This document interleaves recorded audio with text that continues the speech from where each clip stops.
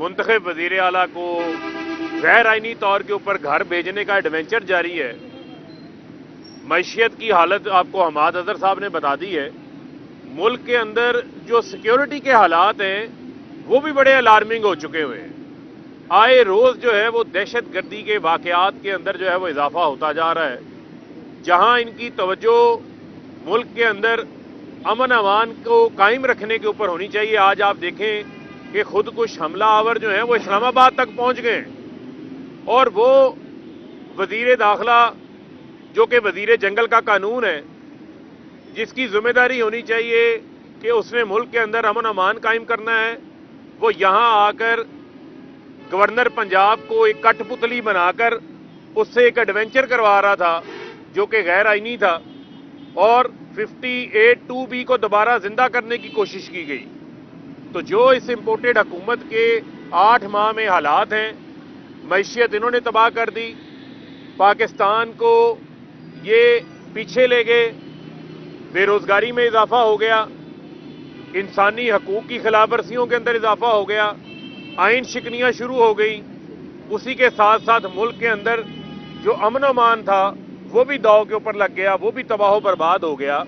तो इनसे मुल्क ना चल रहा है ना संभल रहा है। ये शिकस्त के खौफ से दुम दबा कर जो है वो भागना चाह रहे हैं, राह फरार इख्तियार करना चाह रहे हैं। और आज कोर्ट ने जो परवेज इलाही साहब को जो है वो बहाल किया, तो आज उससे गैर आइनी नोटिफिकेशन की हैसियत क्या रह गई जो कल रात गवर्नर ने जो है वो जारी किया। आप इस तरीके से पाकिस्तान के 12 करोड़ अवाम के सूबे के मुंतखब वज़ीर आला को घर नहीं भेज सकते।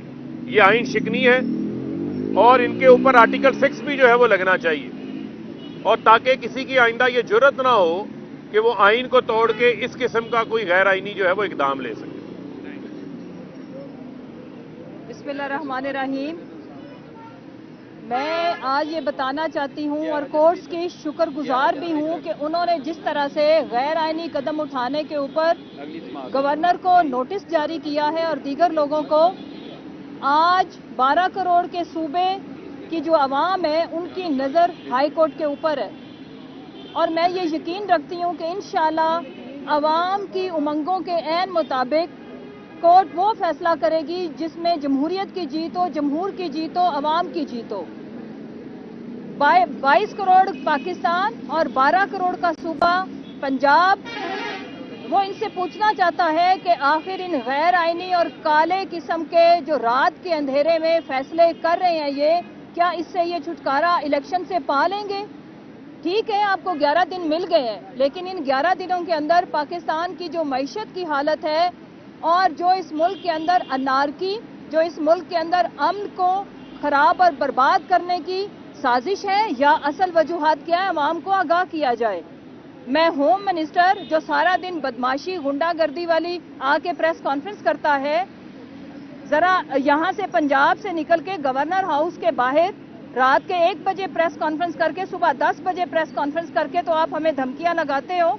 आज बताओ कि आपके होते हुए हमारे कैपिटल के अंदर किस तरह से ये दहशतगर्दी का जो हमला है वो हुआ। लिहाजा 22 करोड़ अवाम की जो कलेक्टिव विजडम है उसको चैलेंज करना बंद करें। पाकिस्तान की बाशऊर अवाम आपके एक एक खेल को बहुत अच्छे से समझ चुकी है।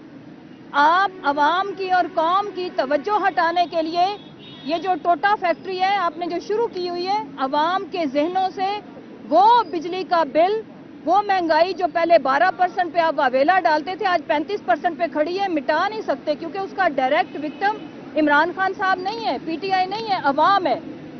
और जिस तरह से मुल्क में कारोबार तबाह किया, इकॉनमी को तबाह किया, उसकी डायरेक्ट विक्टिम आपकी अवाम है। अवाम आपको टोटा फैक्ट्री बनाने के ऊपर और उनकी तवज्जो आप जो फ्री एंटरटेनमेंट सर्विसेज आपने प्रोवाइड की हुई है मुतासिर नहीं हो रही। वो हर हरकत के बाद कहती है कि आप हमें इलेक्शन की डेट कब देंगे। और मैं पाकिस्तानियों को और बिलखुसूस पंजाब की आवाम को मुबारकबाद पेश करती हूँ कि आपकी बाशऊर और जागते रहने की वजह से इंशाल्लाह आप देखेंगे कि हम जीतेंगे, पाकिस्तान जीतेगा। और चलो आज नहीं तो 11 दिन बाद लेकिन असम्बलियाँ तहलील होनी है, इलेक्शन हम करवा के रहेंगे। क्योंकि इलेक्शन ही इन तमाम मसाइल का एक वाहिद हल है और उसके बगैर पाकिस्तान किसी भी किस्म के तजर्बात का मुतहम्मिल नहीं हो सकता। पाकिस्तान जिंदाबाद। आ जाए क्योंकि 7 हो गया, हेडलाइंस आ गई, बाद में कर मैसेज कर दो। तक जो हुआ वो खान साहब इंटेंशनली कर रहे थे। चलो दसो से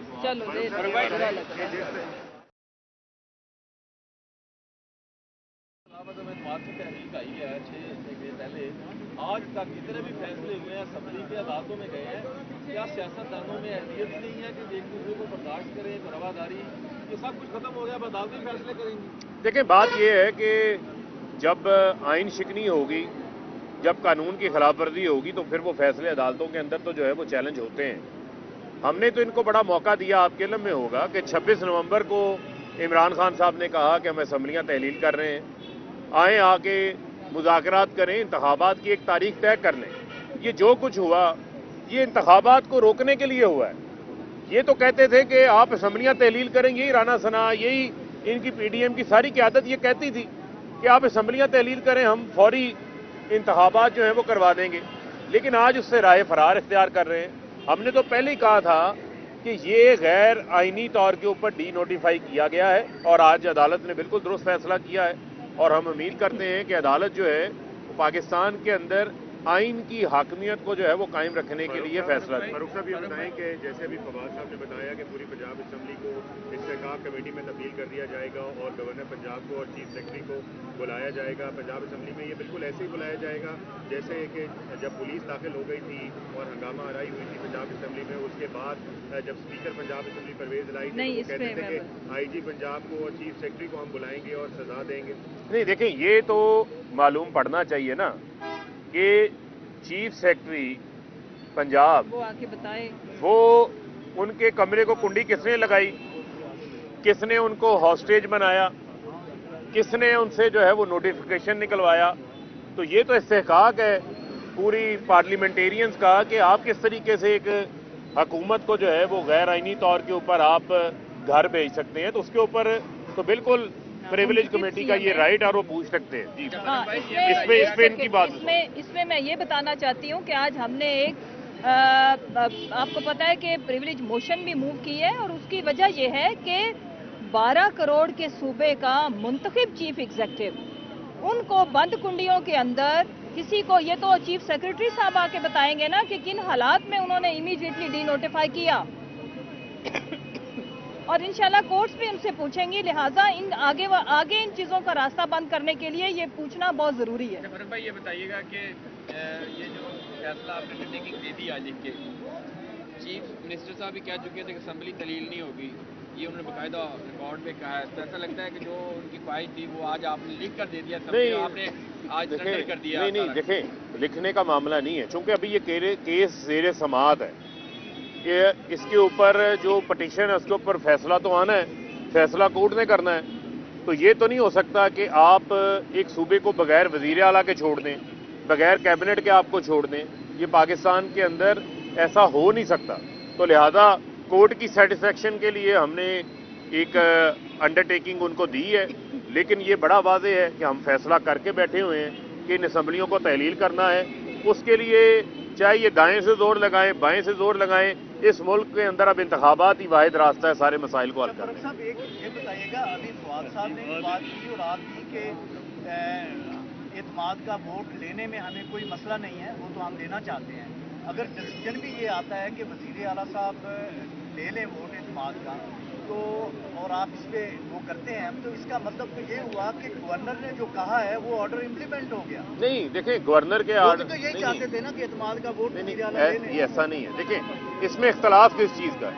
इख्तलाफ इसमें इस चीज़ का है कि जब एक इजलास चल रहा हो तो उस इजलास के ऊपर दूसरा स्पेशल इजलास नहीं बुलाया जा सकता। वैसे तो अगर इजलास ना होता, असम्बली प्रोग होती, तो फिर तो ये गवर्नर का आइन के अंदर इख्तियार है।